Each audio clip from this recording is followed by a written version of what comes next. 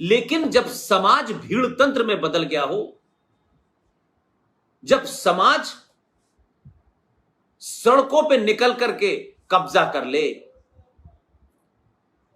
भारत की पार्लियामेंट को न माने, कोर्ट को न माने, घरों में घुस के कब्जा कर लें, सरेआम मर्डर कर दें, कोई एफआईआर लिखने वाला नहीं है, तब आपका आदर्श आपको नहीं बचाता। यह आदर्श तभी तक ठीक है जब समाज आदर्श होता है। तो ये जो पुलिस जिससे हम उम्मीद करते हैं, ये जो जुडिशरी है जिससे हम उम्मीद करते हैं, ये एक आदर्श व्यवस्था के हिस्से हैं। इसलिए भीड़ तंत्र और एक जिहादी मानसिकता से जब आप खूनी संस्कृति से लड़ रहे हो तो आप आदर्श से नहीं बचने वाले। आपको यह पाखंड करना है, करिए कि आप हमारे गले काटते रहिए, हमारा एक गाल पे चांटा मारेंगे, हम दूसरा गाल दे देंगे, फिर तीसरा दे देंगे, फिर चौथा दे देंगे, हम पिटते रहेंगे, लेकिन हम पीटने वाले को थका देंगे। तो आप शुद्ध रूप से कायर हैं और बेहया हैं। और जिन्होंने यह कहा वो भी मक्कार थे, कायर थे, झूठे थे, फरेबी थे। और ऐसी कोई भाषा अगर आप अपने परिवार में बैठ के बोलते हैं तो आप भी उसके भागीदार हैं। इसलिए आप चाहते ये हैं कि बड़े बड़े महान लोगों की कहानियां सुनाई जाए। भगत सिंह कौन थे, राजगुरु कौन थे, सावरकर कौन थे, ऊधम सिंह कौन थे। हम कहानी सुनाते हैं, बच्चे से ये नहीं कहते बेटा कभी ऐसे बनना ना, ऐसे मत बनना। बनना मक्कार किस्म के चाचा नेहरू, सत्ता लो, फिर बेटी को दे दो, देश को बेच डालो। हम चाहते ये हैं अंदर से। हमने कभी अपने बेटे को सुभाष चंद्र बोस, वीर सावरकर, छत्रपति शिवाजी महाराज बनने की कभी हमने उसके इंस्पायर नहीं किया। और चाहते हैं देश बचाना है। तो देश बचेगा कैसे? नारों से, मंत्रों से, मंदिरों से। अगर यही बात थी तो कुछ गुंडे अफगानिस्तान से चल के, कुछ गुंडे, कुछ लुटेरे, जैसे आज माफिया हैं बहुत सारे, पूर्वी उत्तर प्रदेश में हैं, जिनके रिश्तेदार भारत के उपराष्ट्रपति बन जाते हैं। सिवान में एक माफिया डॉन है, रामपुर में एक माफिया डॉन है, हैदराबाद में एक माफिया डॉन है। इन्होंने पॉलिटिकल अपने ऊपर एक नकाब लगा रखा है ताकि समाज में हमारी मक्कारी, झूठ फरेब और हमारे मंसूबे पता न चल पाए। लिहाजा हम उन बातों को जोर जोर से कहते हैं और अपने बच्चों से कहते हैं, दूसरों से कहने की हिम्मत नहीं है। दूसरों से हम नहीं कहते। इसलिए हमने कहा कि सारे धर्म बराबर हैं, जो दुनिया का सबसे बड़ा झूठ है। और इस झूठ को फैलाने में 99 नहीं 110% हिंदू शामिल है, सनातनी शामिल है। मैं राजनेताओं को बहुत जिम्मेदार नहीं ठहराता हूं। राजनेता कोई भी हो, कैसे भी हो, वो सत्ता पे आते हैं, उन्हें एक संविधान की रट लगानी है, संसद चलानी है, किसी का वोट लेना है, किसी को गिराना है, आपको बांट देना है, अगड़ों में बांट देना है, पिछड़ों में बांट देना है। वो तो राजनीति करने आए हैं, करेंगे। लेकिन आपने क्या किया? आप अपने कर्तव्य बोध की बात करिए ना। आप अपनी जिम्मेदारी से क्यों भाग रहे हैं? आपका काम है पैसा कमाना, बड़ी गाड़ियां खरीदना, बड़े मकान बनवा लेना, और अपने आप को नहीं, हम तो भाई ठीक है, देखिए भाई हम नहीं चाहते हैं कि कोई झगड़ा हो। आप झगड़ा इसलिए नहीं चाहते हैं कि आपको पता है कि आप प्रतिकार करेंगे। अगर गलत बात को गलत कहेंगे तो बाहर जो खड़ी हुई 3 गाड़ियां हैं उसमें कोई आग लगा देगा। तो आप समझौता करते हैं। नहीं सब ठीक है, वो भी अच्छे हैं। और देखिए सारे धर्म जो है वो शांति की बात करते हैं। ये भी मक्कारी की बात है। और ये बात उनके लिए कहते हैं जिनका मजहब शांति की बात ही नहीं करता, जिनकी किताब में साफ साफ लिखा है हम इससे अलग नहीं हो सकते। आपको हमारे साथ समझौता करना है, करिए, हम नहीं करेंगे। लेकिन क्योंकि आपने अपनी सारी संपत्ति बना ली है तो अपनों को तो दूर कर दिया है आपने। ये यादव है, ये दलित है, ये ठाकुर है, ये ब्राह्मण है, ये छोटा है, ये बड़ा है, अब आप क्या करें? तो आप उनसे समझौता करते हैं।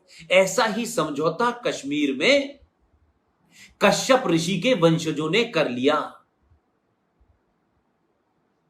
करोड़पति लोग थे, महाज्ञानी लोग थे, संस्कारों में बहुत अच्छे लोग थे, सत्ताओं के ऊपर बहुत दिनों तक बैठे, लेकिन अपने अंदर पुरुषार्थ नहीं पैदा करा। उन्होंने कहा हमेशा एक सा रहेगा। एक रात 1990 में उन्हीं के पड़ोसियों ने मस्जिद, कुरान और हदीस का सहारा लेकर के 2500 लोगों की हत्या की, जवान जवान लड़कियों का मांस रेप किया, मर्दों को मारा और नारा लगाया खुल के। और उनके वंशज घूम रहे हैं कि हमें कश्मीर चाहिए, कश्मीरी हिंदू पंडित मर्दों के बगैर और कश्मीरी हिंदू पंडित औरतों के साथ। यह मस्जिद से लग रहा था, जिस मस्जिद की बड़ी पवित्रता की बात कही जाती है। यह पाखंड है। मस्जिद ये सब अड्डे हैं। इस्लाम में मस्जिद पवित्र स्थान नहीं है। लेकिन हमने क्या कहा? मंदिर हो, मस्जिद हो, सब बराबर हैं। ये फिर झूठ है। मंदिर हमारी आस्था का केंद्र इसलिए है कि मंदिर में मूर्ति की स्थापना एक विधान से होती है। वहां कोई भी आदमी जाकर के कभी भी कुछ नहीं कर सकता है। हर मंदिर की अपनी एक साइंटिफिक वैल्यू है और मस्जिद कहीं भी बनाई जा सकती है। पूरे सऊदी अरब में यही हो रहा है। लेकिन उन्होंने आपको यहां सरवाइव करने के लिए मंदिर मस्जिद सब एक से हैं, हम सब भाई भाई हैं। गंगा जमुना तहजीब पूरा 1000 साल से तो मेरी समझ में नहीं आया कि गंगा जमुना तहजीब कब थी। अगर गंगा जमुना तहजीब थी भाई, तो 1017 में महमूद गजनबी ने मंदिर आके सारे क्यों तोड़े? ये जो साझा विरासत की बात आज के मक्कार मुसलमान पढ़ा लिखा जो करता है, उसको मालूम है कि हिंदुस्तान में हमें जब तक ये सब झूठ बोलते रहना है, जब तक ये सनातनी हिंदू बर्बाद ना हो जाए। और इसकी स्थिति वैसी ही कर देनी है जैसे कश्मीर में 200 दलितों को बुलाया था 1957 में, उन जैसी। आप तो 23% थे पाकिस्तान में, 1.5% रह गए। कश्मीर एक ऐसा राज्य आपके देश में था जहां मुसलमानों की मेजोरिटी थी। उन्होंने खुल्लम खुल्ला 1990 में पहली बार देश का मुसलमान प्रधान गृह मंत्री बना। उन्होंने उठा के आपका कत्ल कराया, मार दिया, भगा दिया। अब आप रो रहे, मार पीछे पुकार है, हो गया करते रहिए। अब आप ढूंढते रहिए, अब उस पर कानून बनेगा, ये होगा, मुकदमे चलेंगे, लेकिन जमीन साफ कर दी। और फिर यह भी कहा कि नहीं, वो जो मारने वाले थे वो बाहर से आए थे। एक और झूठ बोल दो और कहो कश्मीरियत। तो महमूद गजनबी कहां से आया था? जब आया था तो भाई क्या कर रहे थे मथुरा के लोग? जो मथुरा में रहने वाले लोग थे उनसे ज्यादा गिनती तो नहीं थी ना उनकी। तो क्या कर रहे थे वो इस जुगाड़ में लगे हुए थे कि मंदिर पे 10 रुपए यहां चढ़ जाए तो 5 रुपए वहां चढ़ जाए, तो मैं 10 रुपए लूंगा, तुम 5 रुपए लेना। वो इसी बंदर बांट में लगे हुए थे, आपस में झगड़ा था। तो 1024 में वही शख्स जिसने मथुरा के सारे मंदिर तोड़े, 1024 में सोमनाथ आया और कोई लाखों हजारों की भी भीड़ उनके साथ 25, 30, 40 लोग थे। अफगानिस्तान के गजनी शहर से चला आ गया, वहां छोटा सा भी, उसका कोई नाम लेने वाला भी नहीं है, वो वहां का हीरो भी नहीं है। लेकिन आपकी किताबों में आजादी के बाद इन मक्कार वामपंथी इतिहासकारों ने उनको ऐसा बताया कि जैसे अगर वो भारत में ना आते तो भारत के लोगों को न खाने की तमीज थी, न पीने की तमीज थी, न सुबह कहीं जाने की तमीज थी। ये सब ज्ञान उल्टा, ताकि आप अपने पास्ट पे कुंठाग्रस्त होते रहें। इसलिए ये जो मानसिकता है, और अभी हम निकले नहीं है, अभी भी हम उसी में रहना चाहते हैं।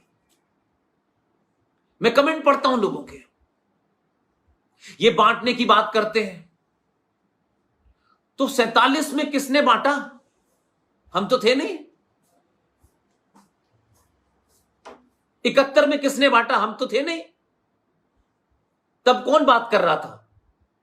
तो जब आपको शत्रु बोध का अभाव होता है तो आप एक झूठ का चश्मा लगा करके वही बकते रहते हैं सुबह से शाम।